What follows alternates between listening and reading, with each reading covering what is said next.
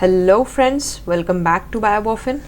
5 question 5 topic revision series को आगे ले जाते हुए हम एक न्यू वीडियो आप लोगों के लिए लेकर के आए हैं।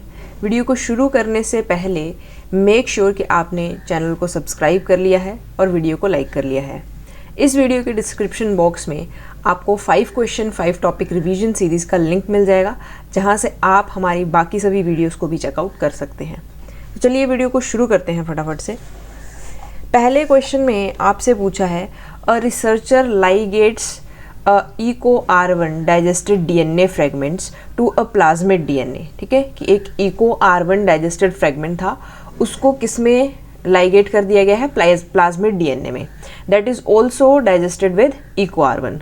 On transformation, the researcher observed that the percentage of clones with recombinant plasmids was low। ठीक है, तो रिसर्चर ने ये ऑब्जर्व किया कि जो रिकॉम्बिनेंट प्लाज्मिड्स थे वो मतलब उनके जो क्लोन्स थे वो कम मिल रहे हैं, है ना, उनका परसेंटेज कम है। Which one of the following strategies would improve the observed result. ठीक है, आपसे पूछा है कि किस स्ट्रेटजी को यूज़ करके आप ये जो लो परसेंटेज रिकॉम्बिनेंट्स बन रहे हैं इनको आप कैसे इम्प्रूव कर सकते हैं। ठीक है, पहला ऑप्शन आपके पास दिया है, fill the staggered end of both the insert and the plasmid to create blunt ends. Treat the digested plasmid with an enzyme which removes the phosphate group at the 5' ends. Reduce the amount of insert used in the ligation reaction. Use of higher amount of ligation mixture for transformation. देखिए, higher amount of ligation mixture use करने से कोई फ़र्क नहीं पड़ने वाला। This option is incorrect. Reduce the amount of insert अगर आप कम कर देंगे तो ऑब्वियसली अपटेक भी कम हो जाएगा, तो ये भी ऑप्शन गलत हो जाता है। Fill the staggered end both अच्छा ब्लंट एंड्स होंगे तो फिर तो इंसर्शन होना थोड़ा सा मुश्किल हो जाता है। अच्छा, ये ऑप्शन जो है, treat the digested plasmid with an enzyme that removes the phosphate group of the 5' and, ये ऑप्शन जो है इसके लिए बिल्कुल सही बैठ रहा है। ठीक है, आई विल टेल यू कैसे। देखो, रिसर्चर ने आपको ऑलरेडी बता रखा है कि उसने इको R1 से डीएनए फ्रेगमेंट को भी लाइगेट किया, डाइजेस्ट किया था, और प्लाज्मिड डीएनए को भी डाइजेस्ट किया था। ठीक है, तो हम ऐसा कह सकते हैं कि जो इको R1 डाइजेस्टेड प्लाज्मिड है, राइट, अगर इस इको R1 डाइजेस्टेड प्लाज्मिड के पास, क्योंकि जब प्लाज्मिड को कट किया होगा इको R1 ने, तो इको R1 जो है वो स्टिकी एंड्स क्रिएट करता है ना, it will create sticky ends. अब इन स्टिकी एंड्स के जो लास्ट वाले स्टिकी एंड्स के जो क्या कह सकते हैं, इस तरह से स्टिकी एंड्स होंगे। ठीक है, इस तरह से होते हैं स्टिकी एंड्स। तो यहाँ पे हम ये समझ सकते हैं कि यहाँ पे जो आपके न्यूक्लियोटाइड होंगे, है ना, या यहाँ पे जो लास्ट न्यूक्लियोटाइड होगा उसका फॉस्फेट ग्रुप जो होगा वो अलोन होगा, ऐसा कह सकते हैं, है ना। तो अब क्योंकि ये जो प्लाज्मिड है वो होते हैं इस राउंड टाइप शेप में, है ना, और यहाँ पर अगर इस तरह के क्या प्रेजेंट होंगे, स्टिकी एंड्स प्रेजेंट होंगे, तो इनकी अगेन क्या कह सकते हैं कि खुद से ये लाइगेट होने की कैपेबिलिटी रखते हैं। क्यों? क्योंकि इनके दोनों एंड्स पे फॉस्फेट ग्रुप्स जो होंगे वो रीलाइगेट करने की कैपेबिलिटी रखते हैं, जिसकी वजह से अगर ये रीलाइगेट करके अगर आप इसमें इंसर्ट डालने की कोशिश भी करेंगे तो इंसर्ट को अपटेक नहीं कर पाएगा ये। ठीक है, तो ये एक पॉसिबल रीज़न रह सकता है जिसकी वजह से क्या हो रहा होगा, वहाँ पे जो आपका प्लाज्मिड है वो इंसर्ट को अपटेक नहीं कर रहा होगा। ठीक है, तो इसको एक माइंड मैप मैनर में समझते हैं कि हमने सबसे पहले इको R1 लिया था जिससे हमने डाइजेस्ट किया प्लाज्मिड को। प्लाज्मिड को डाइजेस्ट करने के बाद इको R1 ने क्रिएट किए होंगे sticky ends with 5' phosphate group. ठीक है, अब ये जो 5' फॉस्फेट ग्रुप्स हैं इनके पास रीलाइगेशन की कैपेबिलिटी होती है। ये ऐसे लिख सकते हैं, दे कैन रीलाइगेट इटसेल्फ। इस रीलाइगेशन की वजह से जो इंसर्ट के लाइगेशन के चांसेस हैं वो डिक्रीज हो जाएंगे। Chances of insert ligation, right. Cause हमें पता चल गया है। अब इसका ट्रीटमेंट कैसे कर सकते हैं हम, ठीक है। तो इसका ट्रीटमेंट हम कैसे कर सकते हैं, अगर हम ये जो इको R1 से डाइजेस्ट किया हुआ प्लाज्मिड है ना, जो ऑब्वियसली वो स्टिकी एंड्स क्रिएट करेगा, लेकिन जैसे ही ये स्टिकी एंड्स क्रिएट करे उस टाइम पे हम इसको किसका ट्रीटमेंट दे दें, इसका ट्रीटमेंट हम करवा दें विद फॉस्फेटेज, ठीक है। कोई भी फॉस्फेटेज अगर एंजाइम के साथ हम इसकी ट्रीटमेंट करवा दें तो वो इन 5' ग्रुप्स को क्लीव कर देगा। जैसे ही ये 5' ग्रुप्स क्लीव होंगे, अब ये जो इंसर्शन मतलब जो इंसर्ट आप लाइगेट वहाँ करवाना चाहते हो उसके चांसेस बढ़ जाएंगे, ठीक है। यहाँ पे आप कोई भी यहाँ पे आप कोई भी फॉस्फेटेज एंजाइम यूज़ कर सकते हो। फॉर एग्जांपल एल्कलाइन फॉस्फेटेज आप यूज़ कर लीजिए, ठीक है। तो एक दो एंजाइम आप याद रख लीजिए, कई बार एंजाइम्स पे भी क्वेश्चन आ जाता है। अल्टीमेटली ये क्या करेगा, ये रिमूव कर देता है 5' फॉस्फेट ग्रुप्स को, जिसकी वजह से सेल्फ लाइगेशन नहीं हो पाएगी, प्रिवेंट सेल्फ लाइगेशन। तो इस तरह से हम क्या कर सकते हैं, जो डाइजेस्टेड प्लाज्मिड है जो डाइजेस्टेड प्लाज्मिड है उसके साथ हम एक ऐसा एंजाइम यूज़ करें, है ना। जैसे कि यहाँ पे अल्कलाइन फॉस्फेटेज का एग्जांपल दिया, जो 5' ग्रुप्स को, है ना, एंड से 5' एंड से फॉस्फेट ग्रुप्स को रिमूव कर दे, जिसकी वजह से वो रीलाइगेट ना हो और इंसर्ट को अपटेक करने के चांसेस उनके बढ़ जाएं, ठीक है। तो इसलिए ऑप्शन बी जो है वो इस क्वेश्चन के लिए बिल्कुल राइट आंसर हो जाता है। आई होप ये क्लियर होगा। नेक्स्ट चलते हैं। नेक्स्ट क्वेश्चन में आपसे पूछा है, a researcher was asked to clone a 2 kb fragment, ठीक है। रिसर्चर को बोला गया है कि उसे 2 kb के फ्रेगमेंट को क्लोन करना है, ठीक है। ये 2 kb फ्रेगमेंट आइसोलेट किया गया है, isolated following digestion with restriction enzyme. Okay, आपको इस एंजाइम से, ठीक है, इस एंजाइम को यूज़ करके, मतलब ये आपका रिस्ट्रिक्शन एंजाइम है, ये जो W दे रखा है ये आपका रिस्ट्रिक्शन एंजाइम है, ठीक है। He was given the choice of using a plasmid with multiple cloning sites with sites for enzyme X, Y and Z, ठीक है। तो अब उसने क्या किया है, एक मल्टीपल क्लोनिंग साइट वाला प्लाज्मिड चूज़ किया है जिसमें X, Y और Z एंजाइम की भी क्या कह सकते हैं, कट करने वाली साइट्स हैं, ठीक है। अब उसके बाद बोल रहा है the recognition sequence and the site of cleavage, ठीक है। Recognition sequence and the site of cleavage marked with this, ठीक है। ये जो आपके पास सिंबल दिया है ये बता रहा है कि यहाँ पे रिकॉग्निशन साइट है और जो आपके रिस्ट्रिक्शन एंजाइम है उनके क्लीव करने की साइट है ये, ठीक है। ओके, उसके बाद ये बोल रहा है ऑफ 4 एंजाइम एज फॉलोज, ठीक है। अब हर एक एंजाइम की अलग अलग साइट्स होती हैं, आपको पता है, एक पर्टिकुलर सीक्वेंस पे ही जाके जो एंजाइम्स हैं वो कट करते हैं, इसीलिए उन्होंने हर एक की जो कट करने की साइट है वो दे रखी है आपको, है ना, विद सीक्वेंस।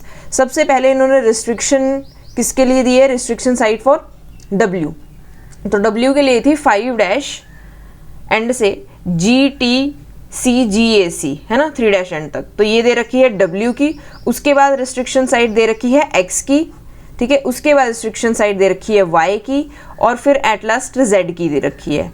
आपसे पूछा है the research scholar can clone the fragments in the री साइट फॉर, ठीक है। आपसे पूछा है कि जो रिसर्चर है वो किस, मतलब W, अगर वो W एंजाइम से उसने कट किया था, है ना, 2 kb का फ्रेगमेंट, इस W के अलावा वो X, Y, Z में से किसको यूज़ कर सकता है, ये सवाल आपसे पूछा है, ठीक है। फॉर कन्वीनियंस हम सबकी रिस्ट्रिक्शन साइट को यहाँ लिख लेते हैं ताकि थोड़ा सा इजी हो जाए, ठीक है। W के लिए थी 5' देन GTCGAC और 3', ठीक है। अब अगर यहाँ पे हम मान के चलें कि यहाँ पर जो भी ये W एंजाइम है ना, रिस्ट्रिक्शन एंजाइम, इसने इस साइड पे कट किया होगा, तो हम ऐसा कह सकते हैं कि इसके पास 2 रिजल्ट्स आए होंगे। एक तो होगा कुछ ऐसा, और नेक्स्ट होगा कैसा, बाकी जो सीक्वेंस बच गया है वो वाला, राइट। यानी कि हमें ऐसा कोई एंजाइम यूज़ करना पड़ेगा जो इसके जैसे ही एंड्स हमें प्रोवाइड करे अपॉन क्लीवेज, ठीक है। जब भी हम उनको कट करें, जब भी वो जिस साइड पे जा कर के कट करें, इसके जैसे ही जो एंड्स हैं या रिजल्ट्स हैं वो हमें मिले, है ना, तभी हम उन एंजाइम्स को यूज़ कर सकते हैं इंस्टेड ऑफ यूजिंग W। तो उसके बाद आपके पास कौन सा एंजाइम है, एक्स एंजाइम है ना। एक्स एंजाइम की साइड आपके पास दे रखी है 5'CTCGAG3', ठीक है। अगर ये यहाँ पे कट करता है तो इसके पास क्या प्रोडक्ट्स आएंगे, 5'C3' एंड 3'GAGCTC5', ठीक है। अब अगर आप देखो तो ये जो ओवरहैंग्स इसके कॉम्प्लीमेंट्री बन रहे हैं, ठीक है। अगर ये ओवरहैंग्स कॉम्प्लीमेंट्री बन रहे हैं यानी कि क्लोनिंग पॉसिबल है, क्लोनिंग इज पॉसिबल, राइट। अच्छा, ऑप्शन में x तो है ही है, प्लस एक ऑप्शन ये भी है x और z का, तो हमें z भी देखना पड़ेगा, y भी देख लेते हैं एक बार, ठीक है। y का अगर हम कंसीडर करें तो y के आपके पास साइड दे रखी है 5'CTGCA, ठीक है। अब हमने मान लिया कि यहाँ पर कट किया होगा उसने, एंजाइम ने, तो आपके पास कुछ ऐसा रिजल्ट्स आने चाहिए। एक तो आपके पास ये आएगा, दूसरा आपके पास ये आएगा, ठीक है। अब आप देखो यहाँ से जब आप इनको कंपेयर करने की कोशिश करेंगे ना, तो ओवरहैंग्स कॉम्प्लीमेंट्री नहीं है। अगर ये कॉम्प्लीमेंट्री नहीं है यानी कि यहाँ पर आप क्लोनिंग भी नहीं कर सकते, है ना, cloning is not possible, right. तो यानी कि x को यूज़ कर सकते हैं हम, y को यूज़ नहीं कर सकते। Now it is time to test for z, है ना। z का क्या रिजल्ट आता है वो देख लेते हैं। z की जो साइड थी वो क्या दे रखी थी, 5'GTCGAC, ठीक है। आपको दे रखी थी 5'GTCGAC, ठीक है। आई थिंक यही दे रखी थी, हाँ, ठीक है, ओके। अब अगर इसको हम कट करवाते हैं तो हमारे पास क्या रिजल्ट्स आने चाहिए, GTCG3' और एक हमारे पास आना चाहिए। अगर आप इनको कंपेयर करो तो देखो ये W के साथ कॉम्प्लीमेंट्री बैठ रहे हैं, है ना। यहाँ पे G है, वहाँ पर यहाँ पे C है, ठीक है। यानी कि अगर ये कॉम्प्लीमेंट्री हैं, ओवरहैंग्स जो हैं वो कॉम्प्लीमेंट्री हैं, that means cloning is possible. तो हमने देखा Z जो है उसके जो ओवरहैंग्स आ रहे हैं वो कॉम्प्लीमेंट्री हैं, और जो X हमने देखा उसके जो ओवरहैंग्स आ रहे हैं वो भी कॉम्प्लीमेंट्री हैं इस W के, यानी कि हम बोथ X और Z को यूज़ कर सकते हैं, ठीक है। I hope this is clear कि कैसे आपको इसको सॉल्व करना है। बहुत ही जनरल सा मेथड है, बस थोड़ा सा टाइम कंज्यूमिंग होता है, लेकिन अगर आप ध्यान से करेंगे तो उतना ज़्यादा टाइम भी नहीं लगेगा, ठीक है। तो ऑप्शन सी जो है वो इस क्वेश्चन का राइट आंसर हो जाता है। ओके, नेक्स्ट क्वेश्चन आपके पास दिया है, if the absorbance 260 of 1 ml of DNA sample is, ये आपके पास एब्जॉर्बेंस दे रखी है 1 ml DNA की, what will be the expected absorbance of 200, यहाँ पर माइक्रोलीटर होगा, ठीक है, ऑफ दी सेम सैंपल। आपके पास इसकी वैल्यू दे रखी है, 1 ml की वैल्यू दे रखी है एब्जॉर्बेंस की, आपको 200 माइक्रोलीटर की निकालनी है।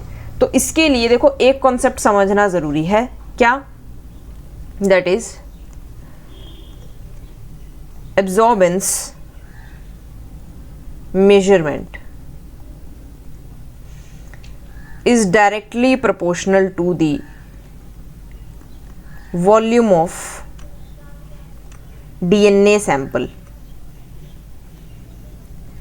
ठीक है, जो भी आप डीएनए सैंपल जिसको आप एनालाइज कर रहे हैं, है ना, बीइंग एनालाइज्ड।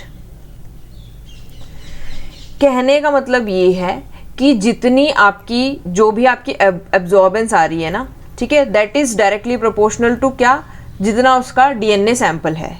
ठीक है, कहने का मतलब ये है अगर उन्होंने आपको इसकी एब्जॉर्बेंस 1 ml की कितनी दे रखी है, 0.800, ठीक है, और आपसे कितने की पूछी है, आपसे पूछी है 200 माइक्रोलीटर की कितनी होगी।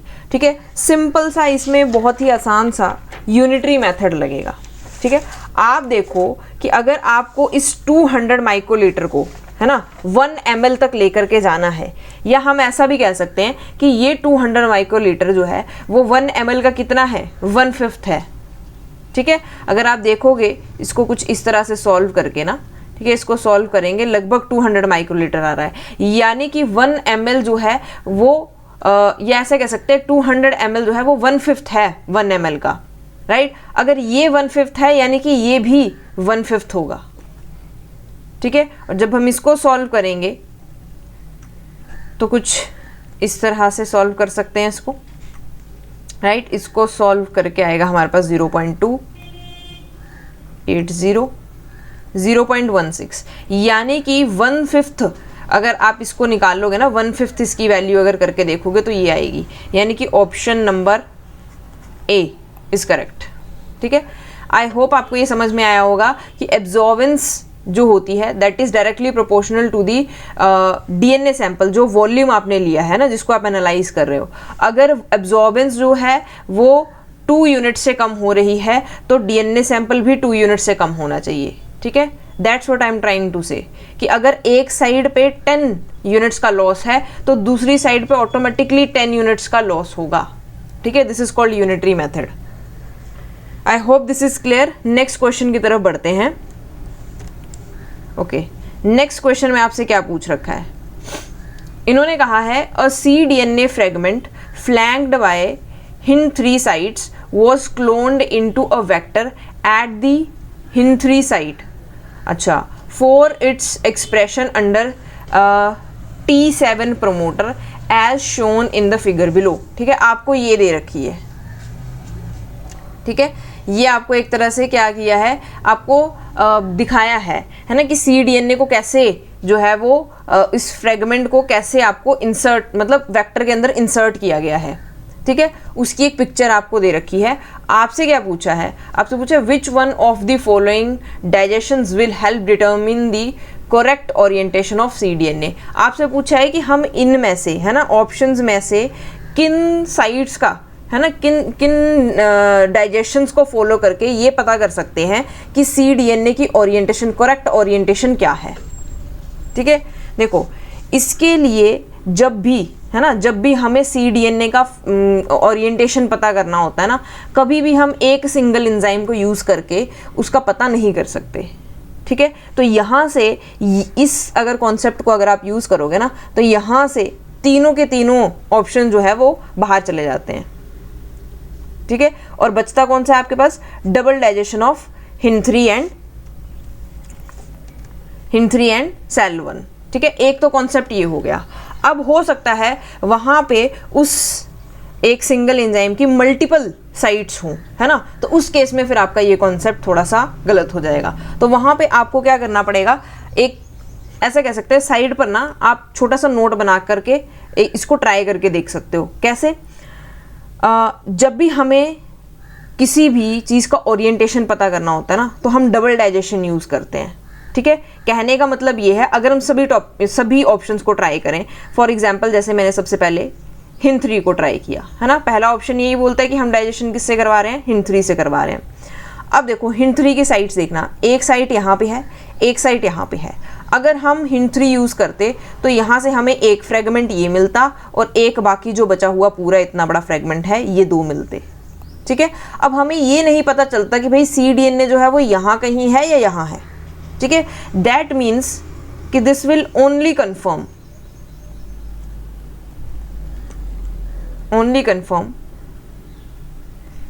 प्रेजेंस ऑफ इंसर्ट, है ना, कि इंसर्ट तो प्रेजेंट है,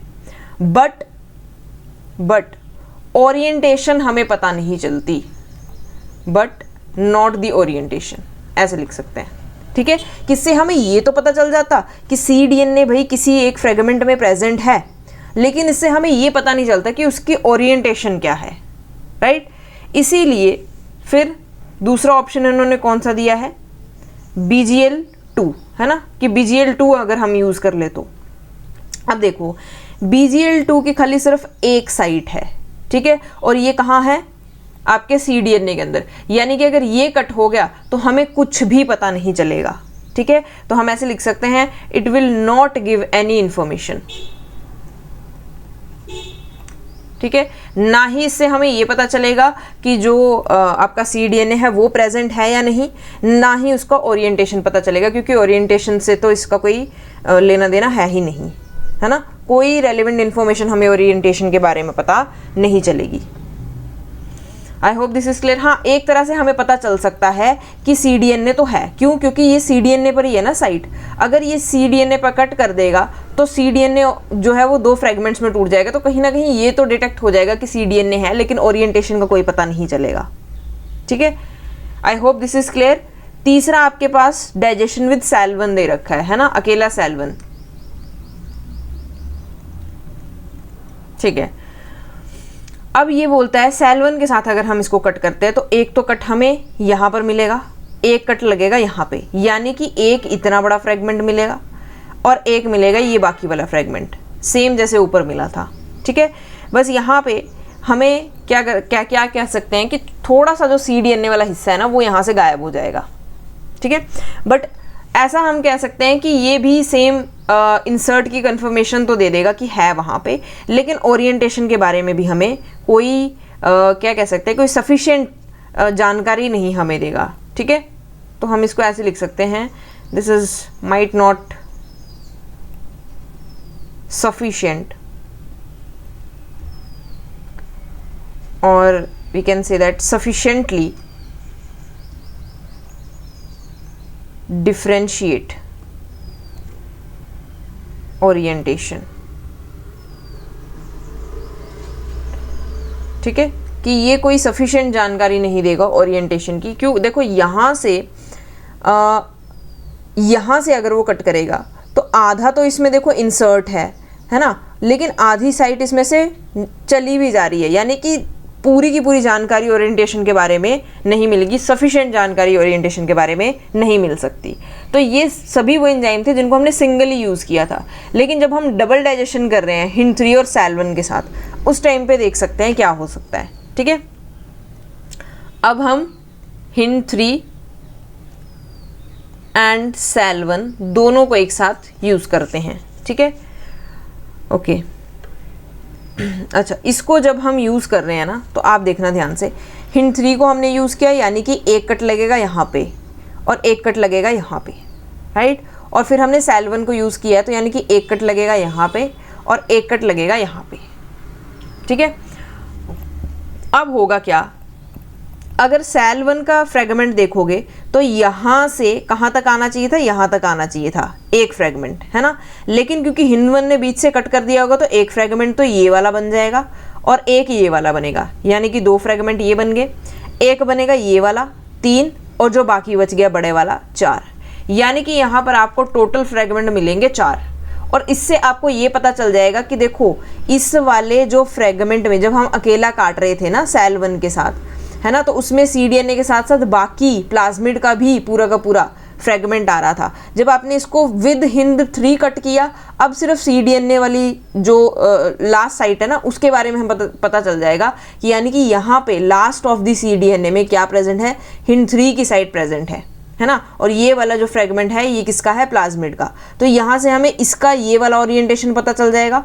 और जब हम यहाँ से ये जो बचा हुआ फ्रेगमेंट है इसके बारे में देखेंगे तो एक साइड पे SAL1 की कट वाली साइड दिखेगी और दूसरी साइड पे HindIII की, है ना। तो यानी कि इससे हमें दोनों टाइप से ओरिएंटेशन पता चल रही है, वी कैन से दैट, है ना। तो इसको कैसे लिख सकते हैं, इसको हम कुछ ऐसे लिख सकते हैं कि it create fragments of different sizes, है ना, डिफरेंट साइजेस के होने की वजह से ऐसे लिख सकते हैं, डिपेंडिंग अपॉन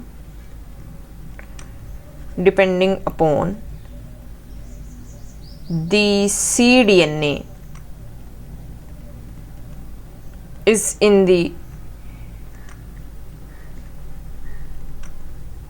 करेक्ट ओरिएंटेशन, है ना, क्या वो करेक्ट ओरिएंटेशन में है या फिर रिवर्स्ड है, राइट। अब आपको ये फ्रेगमेंट्स मिल गए, आप इसका एनालिसिस कैसे करोगे, है ना। तो आप इसको एनालाइज कर सकते हैं, एनालाइज द रिजल्टिंग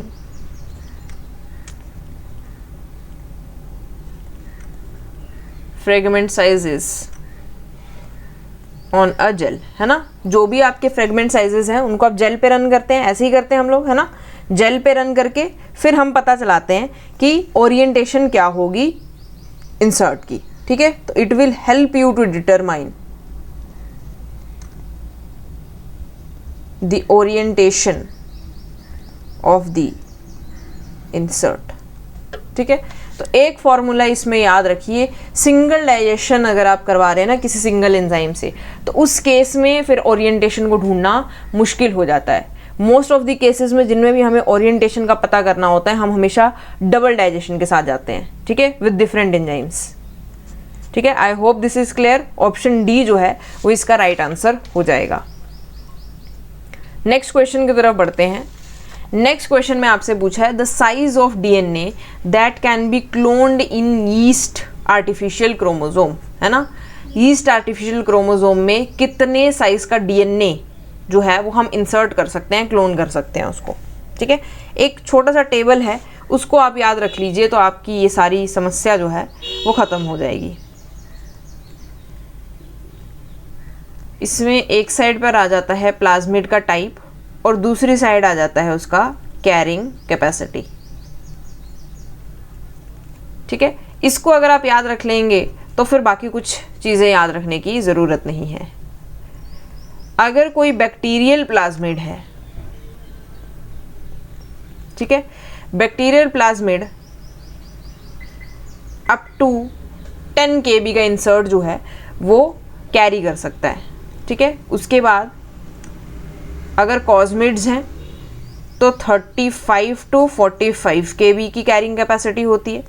अगर बैक्स हैं, है ना, बैक्स होते हैं बैक्टीरियल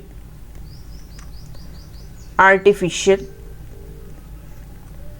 क्रोमोसोम्स, इसकी कैरिंग कैपेसिटी होती है 100 to 300 kb की। उसके बाद यैक्स आ जाते हैं, जिसके बारे में हमसे क्वेश्चन में भी पूछ रखा है। ईस्ट आर्टिफिशियल क्रोमोसोम कहते हैं इसको, क्रोमोसोम्स। ईस्ट आर्टिफिशियल क्रोमोसोम की कैरिंग कैपेसिटी होती है 200 to 2000 kb, ठीक है। उसके बाद नेक्स्ट आ जाता है फाजमिड्स। फाजमिड्स बेसिकली प्लाज्मिड और कोसाइट्स को मिला करके बनाया जाता है और इसकी कैरिंग कैपेसिटी लगभग 10 to 15 kb की होती है, ठीक है। ये छोटा सा टेबल अगर आप याद रख लेंगे तो आपके लिए काम इजी हो जाएगा, है ना। बैक्टीरियल जो है उसकी कैरिंग कैपेसिटी 10 से कम, 10 से ज़्यादा किसकी हो सकती है, फाजमिड्स की, है ना, 10 to 15 kb की। फिर इससे ज़्यादा अगर आपको कुछ इंसर्ट ऐड करवाना है आप कॉस्मिड्स यूज़ कर लीजिए, जिसकी कैरिंग कैपेसिटी 30 to 45 kb की होती है। अगर इससे ज़्यादा बड़ा इंसर्ट जो है वो ऐड करवाना चाहते हैं तो बैक्स का यूज़ कर सकते हैं, bacterial artificial chromosome 100 to 300 kb का आराम से इंसर्ट ये उठा लेता है।